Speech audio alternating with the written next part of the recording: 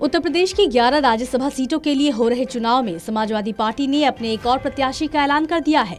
शुरुआत में खबरें थी कि सपा की ओर से डिंपल यादव राज्यसभा जा सकती हैं, लेकिन अब राष्ट्रीय लोकदल के राष्ट्रीय अध्यक्ष जयंत चौधरी को सपा ने राज्यसभा का टिकट दे दिया है। स्वास्थ्य मंत्री विजय सिंगला को बर्खास्त करने के बाद पंजाब के सीएम भगवंत मान ने बेहद सख्त तेवर अपना लिए हैं। भगवंत मान ने अपने सभी मंत्रियों को चेतावनी दी है कि वो रिश्तेदारों को कामकाज में दखल न देने दे। भगवंत मान ने साफ कर दिया है कि अगर किसी मंत्री के परिवार वाले उनके कामकाज में दखल देते हैं तो वे इस बात को बिल्कुल भी बर्दाश्त नहीं करेंगे।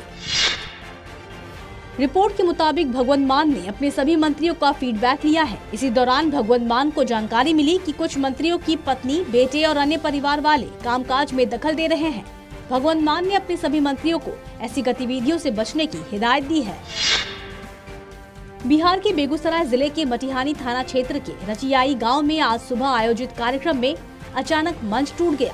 इस हादसे में बिहार के उप मुख्यमंत्री तारकिशोर प्रसाद बाल बचे। हालांकि घटना में जेडीयू के जिलाध्यक्ष रुदल राय का पैर टूट गया। उन्हें इलाज के लिए अस्पताल में भर्ती कराया गया है। पंजाब प्रदेश कांग्रेस कमेटी के पूर्व अध्यक्ष नवजोत सिंह सिद्धू पटियाला जेल में मुंशी बन गए हैं। पटियाला सेंट्रल जेल की ओर से जारी बयान के मुताबिक नवजोत सिंह सिद्धू को क्लरिकल काम सौंपा गया है। सिद्धू की ड्यूटी जेल के दफ्तर के कामकाज में लगाई गई है। नवजोत सिंह सिद्धू को 34 साल पुराने रोड रेज केस में 1 साल की बामशक्कत कैद सुनाई गई है। नवजोत सिंह सिद्धू की ड्यूटी मंगलवार से शुरू हो चुकी है। पटियाला सेंट्रल जेल की ओर से जारी बयान के मुताबिक नवजोत सिंह सिद्धू को 2 शिफ्ट में अपना काम करना होगा। सिद्धू की पहली शिफ्ट सुबह 9 से दोपहर 12 बजे तक होगी। वहीं लंच ब्रेक के बाद नवजोत सिंह सिद्धू को दोपहर 3 से शाम 5 बजे तक काम करना होगा। कुल मिलाकर एक दिन में सिद्धू को 5 घंटे मुंशी का काम करना होगा। बता दें, नवजोत सिंह सिद्धू को 1988 के रोड रेज मामले में 1 साल की सजा सुनाई गई है। इसी सजा को पूरा करने के लिए सिद्धू पटियाला की जेल में बंद है। मुंशी का काम संभालते हुए नवजोत सिंह सिद्धू को 3 महीने तक ट्रेनिंग पर रहना होगा। इसके बाद सिद्धू को उनके काम के लिए पैसे दिए जाएंगे। सुप्रीम कोर्ट ने सभी राज्यों और केंद्र शासित प्रदेशों में पुलिस बलों को यौन कर्मियों और उनके बच्चों के साथ सम्मान के साथ व्यवहार करने और मौखिक या शारीरिक रूप से दुर्व्यवहार न करने का निर्देश दिया है। पीठ ने कहा है कि यौन उत्पीड़न की पीड़ित किसी भी यौन कर्मी को कानून के अनुसार तत्काल चिकित्सा सहायता सहित यौन उत्पीड़न की पीड़िता को उपलब्ध सभी सुविधाएं मुहैया करानी चाहिए। देश में मोदी सरकार के आज 8 साल पूरे हो गए हैं। 2014 में आज ही के दिन 15वें प्रधानमंत्री के तौर पर नरेंद्र मोदी ने शपथ ली थी। तब हुए चुनाव में बीजेपी ने 282 सीटें जीती थी। मोदी सरकार 2.0 की तीसरी सालगिरह 26 मई को मनाएगी। बीजेपी साल 2014 के मुकाबले 2019 में और बड़ी जीत के साथ सत्ता में लौटी है। इस बड़ी जीत में पीएम नरेंद्र मोदी की अगुवाई में शुरू की गई तमाम कल्याणकारी योजनाओं ने अहम भूमिका निभाई। सरकार के 60 साल के सफर में भाजपा की कई योजनाएं बेहद लोकप्रिय रही।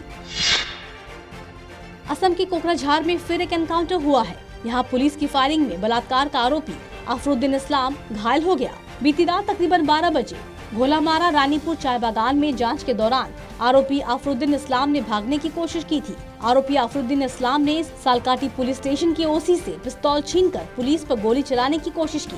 जवाबी कार्रवाई में आरोपी अफरुद्दीन इस्लाम के पैर में गोली लग गई। जोराबाट पुलिस ने 5 कुख्यात डकैतों को गिरफ्तार किया है। बता दें, इन डकैतों ने राष्ट्रीय राजमार्ग पर कई वारदातों को अंजाम दिया था। डकैतों के पास से पुलिस ने हथियार भी बरामद किए। जोराबाट फ्लाईओवर के नीचे अभियान के दौरान पुलिस ने डकैतों को पकड़ा। बताया जा रहा है कि 5 गुवाहाटी में डकैती की वारदात को अंजाम देने के लिए आ रहे थे। मेघालय के रिभोई जिले में एक दर्दनाक हादसे में 2 लोगों की मौत हो गई। इस हादसे में एक व्यक्ति भी गंभीर रूप से घायल हुआ है। बताया जा रहा है कि शेल्टी रॉय मुखिम नामक एक व्यक्ति के अचानक किए गए हमले में 2 लोगों ने जान गंवा दी। मृतकों की पहचान रिबोन मुखिम और रिलान मुखिम के तौर पर की गई है। जानकारी के अनुसार हमलावर की मानसिक स्थिति ठीक नहीं है।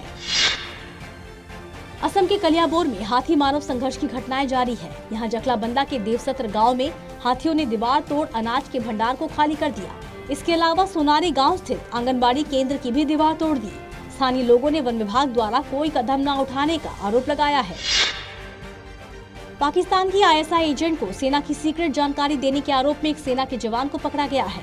इंटेलिजेंस की पूछताछ के बाद उसे 14 दिनों की न्यायिक हिरासत में भेज दिया गया। सेना के जवान से हुई पूछताछ में कई चौंकाने वाले खुलासे हुए हैं। इंटेलिजेंस की पड़ताल और पूछताछ में हनी ट्रैप में फंसाने वाले पाकिस्तानी एजेंट के कुछ वीडियो सामने आए हैं। पड़ताल में सामने आया है कि वो बॉलीवुड सॉन्ग्स पर रील्स बनाकर सेना के जवानों को फंसाती थी। दिल्ली के 22वें उपराज्यपाल विनय कुमार सक्सेना के शपथ ग्रहण समारोह में एक अजब वाकया हुआ।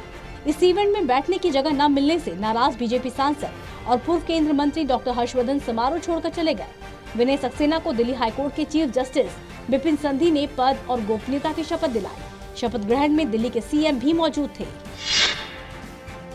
योगी सरकार 2.0 का पहला बजट आ गया है। वित्त मंत्री सुरेश खन्ना ने बजट को पूरे 90 मिनट में पढ़कर खत्म किया। ये राज्य का अब तक का सबसे बड़ा बजट है। इसमें प्रदेश की इकोनॉमी को $1 ट्रिलियन तक पहुंचाने का लक्ष्य रखा गया है।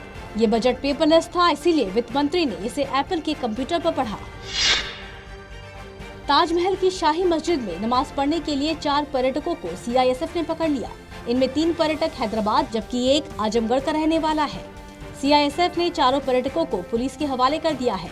पुलिस ने इन चारों के खिलाफ ताजगंज थाने में केस दर्ज किया है। पंजाब किंग्स IPL 2022 के प्लेऑफ के लिए क्वालिफाई नहीं कर पाई। शिखर धवन इसी टीम का हिस्सा थे। PBKS के लिए टूर्नामेंट खत्म होने के बाद जब वो घर पहुंचे तो गब्बर को अपने पिता की नाराजगी झेलनी पड़ी। धवन के पापा ने पहले तो उन्हें थप्पड़ मारे और फिर जमीन पर गिराकर लातों की बौछार कर दी। शिखर ने अपनी धुनाई का वीडियो सोशल मीडिया पर शेयर किया है। इस वीडियो को देखने के लिए फैंस शिखर के प्रति सहानुभूति जताने की बजाय हंसते हंसते लोटपोट हो रहे हैं।